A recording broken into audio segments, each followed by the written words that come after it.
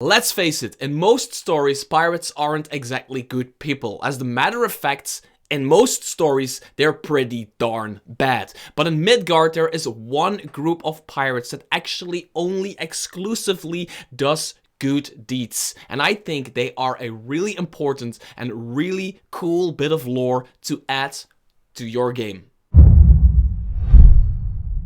Hi there, fellow Midgardians. My name is Mr. Tarask, and this is another rough guide to Midgard, where I take a bit of lore from the Midgard book or the Southland book, or both, big or small, and I talk about how I think it's a really cool bit of lore you can use in your game and how to use it in your game. First of all, I want to talk about what it is. I want to talk about the Istagal Raiders for now, which is technically a group of pirates, but with a twist.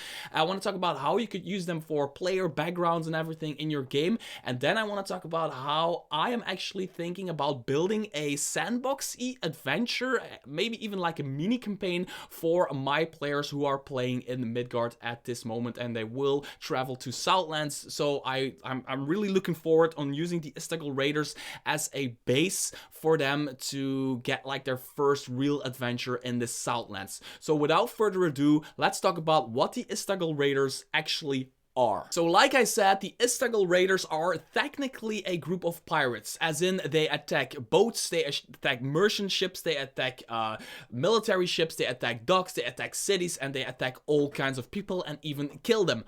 But what they do is they were all slaves in a former life, and they were all freed by the Istagal Raiders themselves in order to join the ranks of ex-slaves freeing more slaves. So although technically to some people they are pirates, they are actually good pirates in my eyes, because they're people freeing slaves and they're kicking the living crap out of slavers, which slavers technically deserve, so that's a good thing, right? So in the Southlands part of the Midgard world, there is a section called the Corsair Coast, which is actually this entire region right here. And on that coast there is an island called Shibai. Shibai is like the center point of slave trade in the Southlands. What people do is they go and grab slaves from the north or even the center of Midgard. They take them, travel all across this Shoka passage right here all the way to Shibai. And what the Istagal Raiders do, they travel around and they try to free slaves from ships, from docks who are undocking slaves and all kinds of places, and trying to having them join their ranks. And although there's like a really big turnover because they free slaves, those slaves have fight on their ships for like half a year and then go back home or something like that. There is like a big turnover. There are 3 ships that are always there, which is the Baboon's Fury, Gift of Freedom, and the Chainbreaker. And there's a bunch of important captains who are really make it their life's work to free as many slaves and stop slavery as a whole. And that is the cool thing. There is a city called Mosilon, which is like the center point of the slave trade. This has a big marketplace where people are constantly buying and selling slaves they gotten from all around the Midgard campaign setting. And the cool thing is the Istagal Raiders actually done a very big thing a couple of weeks ago. When you're reading the book, there's always like the moment you're reading the books, and then they say a couple of weeks ago. So let's just say it happened a couple of weeks ago. The Istagal Raiders actually spawned a few mages on the marketplace, acting like they were buying and selling slaves, right? And they casted this fog coming from the sea all across the marketplace. So there was like this thick fog on the marketplace. And then the Istagal Raiders went into town and they opened a bunch of cages that were holding berserk mandrills. So mandrills, if you do not know what a mandrill is, that's a mandrill for you right there. A bunch of mandrills, berserk mandrills who haven't been fed in a couple of weeks probably, went onto that marketplace and complete chaos erupted, and slaves were revolting and slaves were freeing slaves, and they were fighting their way out of town into the docking area, all the way to the ships that were laying there waiting for them to jump on them. And they stole a bunch of their own ships from Asylum. And now the Istagal Raiders, who were once a group of raiders who were on the seas, but they were a force the military could deal with. They were annoying for slave traders, but they were, if slave traders took enough people, like protective things with them, so a lot of weapons and maybe another ship protecting them with them and some escorts, they could probably fight off the Istagal Raiders. But now more than 400 new slaves joined their ranks with a bunch of new ships. Now suddenly the Istagal Raiders are a force to be reckoned with on this area of the world. So that is something I really like, how this power spike, it's power shifted, right? So the Istagal Raiders were an annoying group of people fighting slavers, and now they're really a force to be reckoned with. And first of all, you could really tie this into a background for your character. If you don't want to do more with it, it's fine. But that's the cool thing about reading this Southlands book or reading the Midgard book. There's always stuff to give to your players. For example, if a player is like, yeah, I want to play a new character in Midgard, I might want to go for this swashbuckler pirate type, show them this bit of text. It's a bit of text on page 171 of the Southlands book, and it is this big. You can also read it on page 168 of the Midgard book, which is also just this big. It's basically the same text, but it's differently written. There's just some other details in there, and your players will spend like 5 minutes reading it, and then they will be like, yeah, that's a cool background. Maybe my character has been a slave for like 30 years or something, and then was on a ship, and he was freed by the Istagal Raiders, and he fought with the Istagal Raiders for 2 years, and he really learned how to sail and how to fight and become this swashbuckler type. And then he went back home to his family, and now he's searching for more adventure or whatever in the center of Midgard or wherever you are playing, which is a really cool way of, for example, playing in the center of Midgard, but still the backstory of this character's, he was born in the center of Midgard, taken as a slave here, fought his way out, fought with the Istagal Raiders, and went back home to the center of Midgard, which could be like a really cool way of tying it into a backstory for a swashbuckler pirate type character. Because I personally always have a problem, like, I often want to play like this funny pirate type, but I have a problem with playing a pirate type because I don't want to be a bad guy. I'm like a goody two shoes when I play characters in 5th edition in any role-playing game, so I don't want to play a bad pirate. And this is a perfect way for me to show my players, like, hey, you can be a pirate and you can be a slave freer. That's what you did. You freed slaves, which is really cool. Another way to tie it into your campaign, which I'm doing right now, is making this sandboxy type of adventure. Now, hear me out. There is an adventure hook in the book, in the Midgard book, for this, which says there is this guy who... there's this man, a really rich man who lives in Nuria, and his son has been captured into slavery, and this really rich man actually hires a bunch of adventurers to go and find his son somewhere here and talk to the Istagal Raiders, and the son is actually freed in the slave revolt with the berserk mandrills and everything. They find him, they ask him, do you want to come back? And then it becomes like this escort quest, going completely over the sea, right here, docking somewhere around here, going through the desert, maybe somewhere here, which can spawn like a really cool bunch of different kinds of like encounters, because there is the sea exploration, there is the desert, and there is some forestry going on right here. So it's really cool. It could be a really cool adventure. But the way I'm looking at it is I really like to play that good, bad card with my players. For example, first option I think about is they could arrive in Mos Eisley at the day of the slave revolt. They're just walking into town. Maybe they come from this the middle of Midgard, and they've been traveling all the way to Shibai. Maybe they have to